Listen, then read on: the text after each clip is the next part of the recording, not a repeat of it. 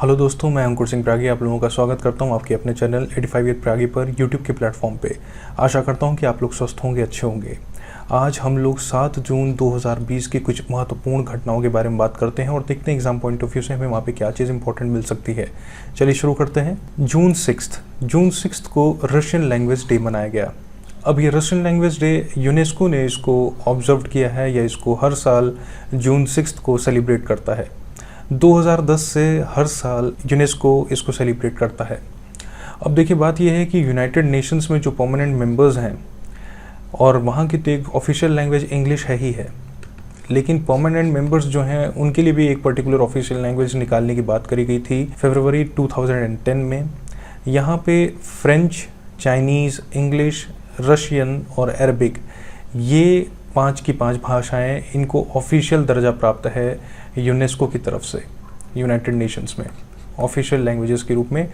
तो यहाँ पे 6 जून को रशियन लैंग्वेज डे मनाया गया। अब रशियन लैंग्वेज डे मनाया जाता है, रशिया के एक बहुत मशहूर लेखक हैं, एक कवि हैं, जिनको father of the modern Russian literature माना जाता है। नाम है उनका अलेक्जेंडर पश्किन। अलेक्जेंडर पश्किन के बर्थडे पे यूनेस्को ने रशियन लैंग्वेज डे की घोषणा की थी। आगे बात करते हैं यूनेस्को के विषय में। तो यूनेस्को का फुल फॉर्म होता है United Nations educational, scientific and cultural organisation, यानी कि विश्व भर में कहीं पे भी एजुकेशनल लेवल पे, साइंटिफिकली लेवल पे और साथ ही साथ कल्चरल, सांस्कृतिक रूप में ये बढ़ावा देने का प्रयास करता है। ये एक ऐसा ऑर्गेनाइजेशन है। इसका हेडक्वार्टर पेरिस में है, फ्रांस में, बल्कि इसकी स्थापना हुई थी लंदन में, इसकी राय रखी गई थी वहाँ पे और इसको मान भी लिया गया था, लेकिन इसका हेडक्वार्टर जो है वो पेरिस में है। इसकी प्रेजेंट टाइम में जो डीजी हैं, डायरेक्टर जनरल जो हैं, उनका नाम है ऑड्री एजोले। ये फ्रांस की रहने वाली हैं। आगे बात करते हैं हम लोग 7 जून के विषय पे। तो 7 जून यानी आज की तारीख वर्ल्ड फूड सेफ्टी डे की बात कही जाती है, या इस दिन को वर्ल्ड फूड सेफ्टी डे के तौर पे मनाया जाता है। वर्ल्ड फूड सेफ्टी डे ये WHO ने इसकी शुरुआत करी है और ये 2020 वाला जो साल है, ये दूसरा साल है जब वर्ल्ड फूड सेफ्टी डे मनाया जा रहा है, लेकिन ऑल ओवर द वर्ल्ड ये वर्चुअल लेवल पे मनाया जा रहा है। यानी कि जितने भी कैंपेन्स होंगे या जितने भी ऑर्गेनाइजेशनल लेवल पे जो भी काम होगा वो गेट टुगेदर के साथ नहीं हो सकता है, उसे वर्चुअली प्रोग्राम करा जाएगा। अब यहाँ पे ध्यान देने वाली बात यह है कि ये WHO ने आखिर वर्ल्ड फूड सेफ्टी डे की बात क्यों कही।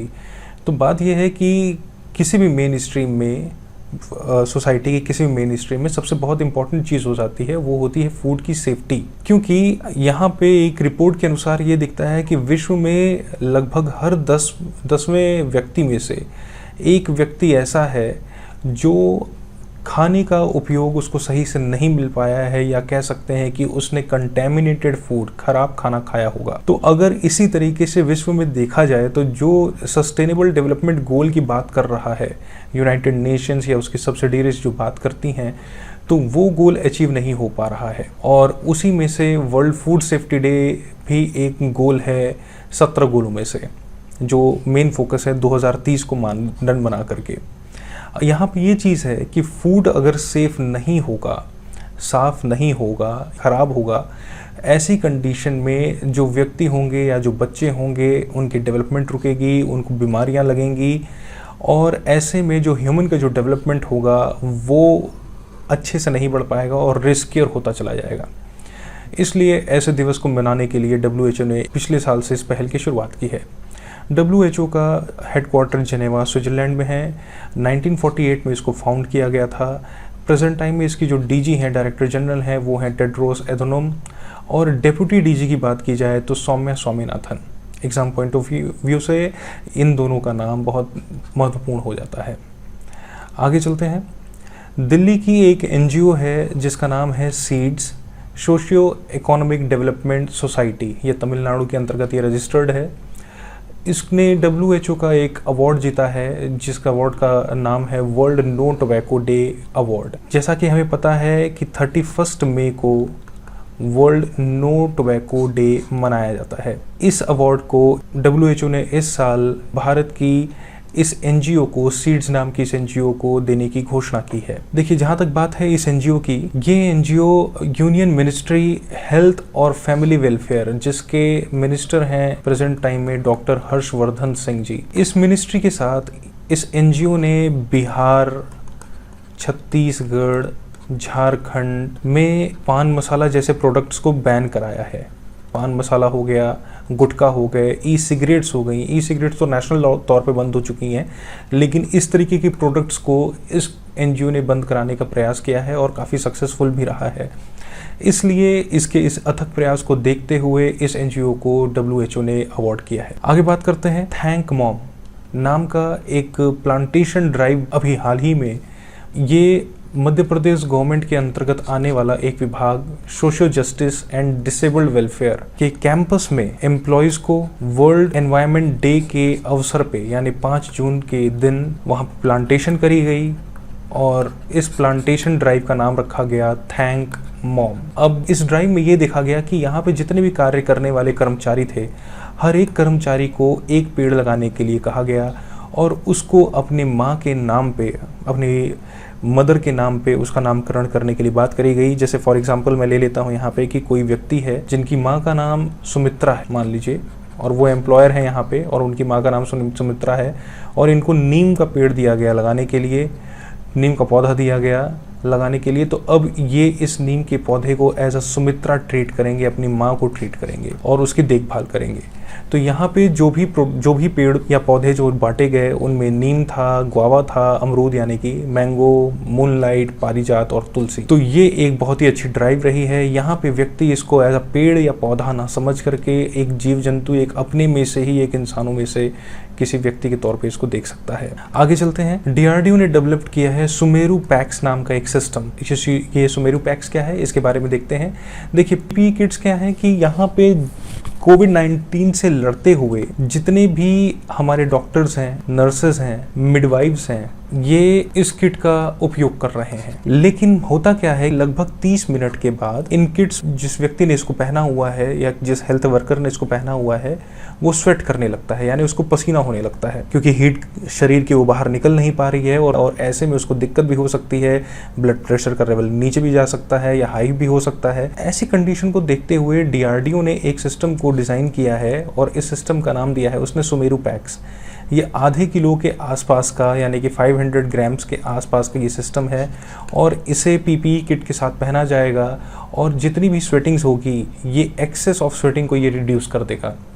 तो DRDO की तरफ से एक नई खोज है और ये नई पहल है। आगे बात करते हैं। PMO की तरफ से वर्ल्ड बैंक और WTO में हमारे यहाँ से 2 IAS ऑफिसर्स को अपॉइंट किया गया है। राजीव टोपनो ये वर्ल्ड बैंक के लिए अपॉइंटेड हैं और ब्रजेंद्र नवनीत जी ये वर्ल्ड ट्रेड ऑर्गेनाइजेशन के लिए अपॉइंट किए गए हैं। अब बात करते हैं वर्ल्ड बैंक की। तो वर्ल्ड बैंक 1944 की ब्रिटेन वुड्स कॉन्फ्रेंस के बाद निकल करके सामने आया था। साथ ही साथ इंटरनेशनल मॉनेटरी फंड भी सामने आया था। इन दोनों का हेडक्वार्टर USA के वॉशिंगटन DC में है। अब यहाँ पे ये है कि वर्ल्ड बैंक आखिर काम क्या करता है। तो वर्ल्ड बैंक क्या करता है कि ये यहाँ पे असिस्टेंस करता है या लोन प्रोवाइड करने की बात करता है, असिस्ट करने की उन कंट्रीज़ की बात करता है जो अपनी डेवलपिंग फेज़ में है, इस वक्त अनडेवलप्ड हैं टोटली।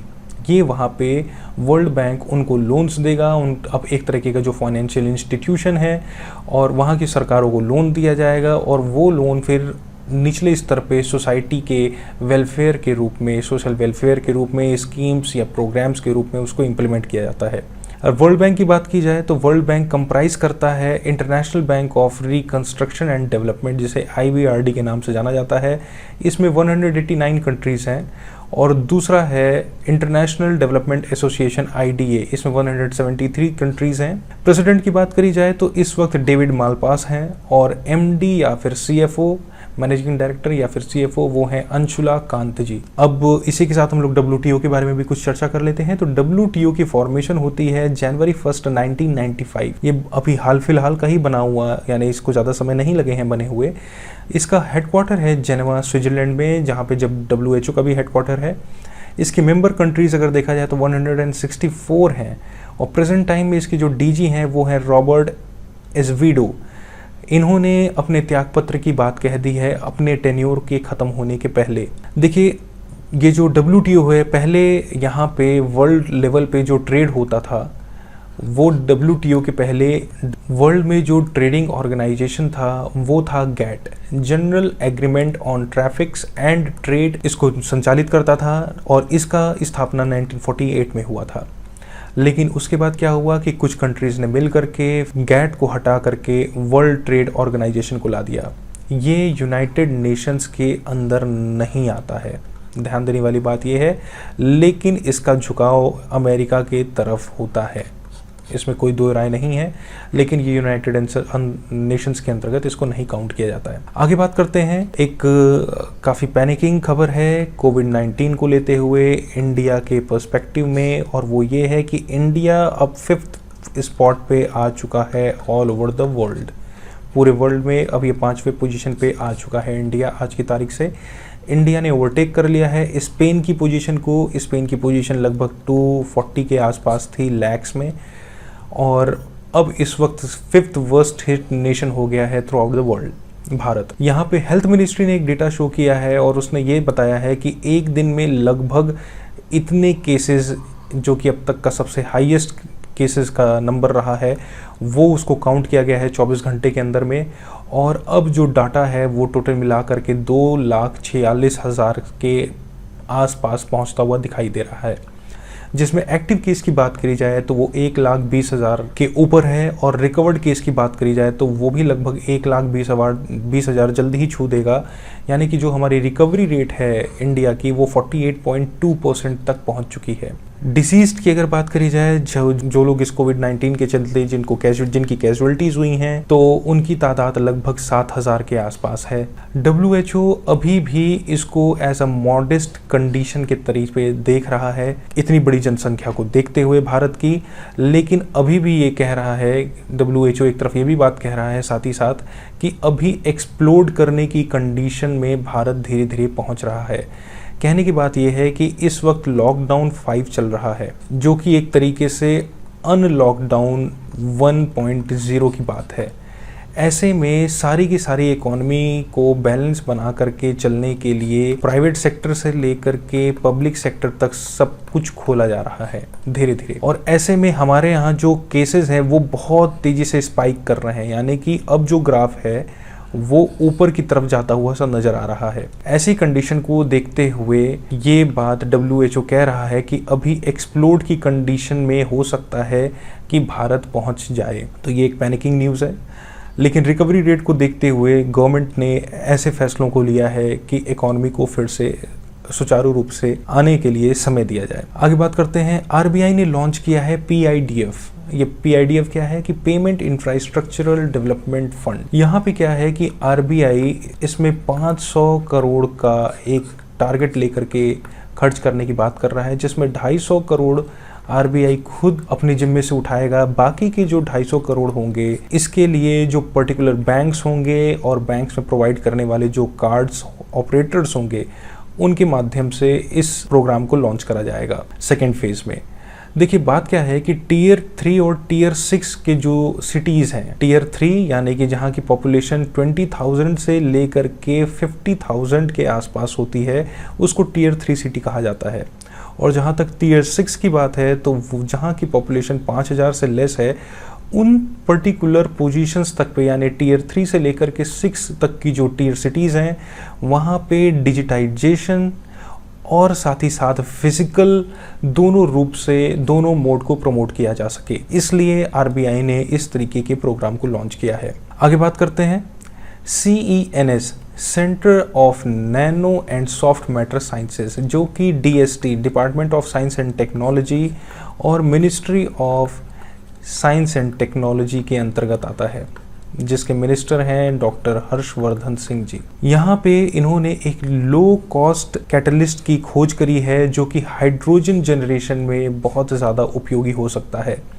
देखिए हाइड्रोजन की बात क्यों आती है, जब कभी एनर्जी की बात आती है या एनर्जी डेवलपमेंट की बात आती है या फिर प्रोडक्शन की बात आती है, देखिए हाइड्रोजन का सबसे सिंपलेस्ट फॉर्म हम गैस में मिलता है। तो हाइड्रोजन क्या है कि वो बहुत ही इको फ्रेंडली और कह सकते हैं पोल्यूशन फ्री गैस है। और यहाँ पे हम ये देख सकते हैं कि हाइड्रोजन के साथ हमारी ह्यूमैनिटी का फ्यूचर बहुत आगे तक अच्छे तरीके से जा सकता है एज अ सस्टेनेबल एनर्जी के तौर पे। यहाँ पे क्या चीज़ है कि हाइड्रोजन को तोड़ने के लिए या हाइड्रोजन जनरेशन में जो कि वाटर से तोड़ा जाता है उसको H और O2 के फॉर्म में, हाइड्रोजन और ऑक्सीजन के फॉर्म में, तो यहाँ पे हाइड्रोजन के लिए जो कैटलिस्ट का यूज़ किया जाता था वो था प्लूटोनियम का यूज़ करते थे।